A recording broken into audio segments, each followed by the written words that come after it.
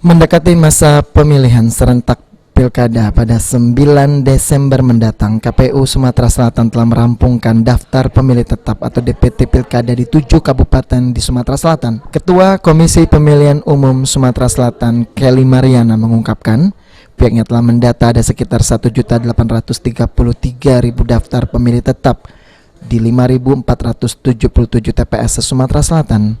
Kelly juga mengatakan untuk saat ini tidak menutup kemungkinan jika masih ada masyarakat yang belum terdaftar di DPT.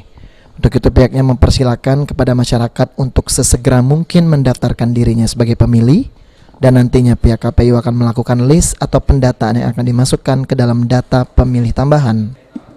Jadi untuk jumlah DPT di 7 kabupaten yang akan pilkada Desember 2020 sekarang ini jumlahnya 1.853.000 mata pilih ya, yang akan pilih di 7 kabupaten. Oke. Jadi semua sudah ditetapkan DPT-nya itu bulan lalu di bulan Oktober itu sudah dilakukan penetapan DPT sehingga dapatlah angka 1.823. Tetapi tidak menutup kemungkinan semua pemilih itu masih bisa dicatatkan kalau memang ada pemilih-pemilih yang belum tercatat, itu akan di list ya, di list dan nantinya mungkin akan dimasukkan ke data pemilih tambahan. Selanjutnya Kelly juga menjelaskan adapun pemilih milenial yang rata-rata baru masuk usia 17 tahun saat ini hanya terdapat sebanyak 47.000 orang.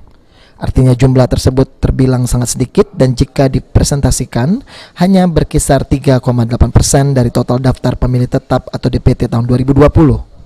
Bagi pemilih milenial yang baru saja berulang tahun setelah penetapan daftar pemilih tetap, kaum milenial tersebut masih tetap bisa memilih cukup dengan membawa KTP elektronik di TPS. Jadi pemilih milenial tuh pemilih pemula ya, dan pemilih muda gitu. Ini sebenarnya untuk 7 kabupaten tidak terlalu banyak. Kalau dirinci dari data kita yang ada itu sejumlah 47.000. Jadi kalau di persentase tidak terlalu banyak. Jumlahnya 3,8% lah dari 1.823. Jadi jumlahnya 47.000 pemilih. Oke, kalau untuk syarat pemilihannya sendiri Bu? Kalau syarat pemilih itu semua sama. Jadi sama untuk apakah itu pemilih pemula, pemilih perempuan, untuk semua jenis pemilih itu sama bahwa sudah berusia di atas 17 tahun, warga negara Indonesia dan mempunyai KTP elektronik, itu yang pasti ya. Jadi nantinya untuk teman-teman pemilih pemula yang misalnya baru akan berulang tahun setelah DPT ditetapkan, itu mereka tetap bisa memilih dengan membawa KTP elektronik. Okta Alfarizi, PAL TV.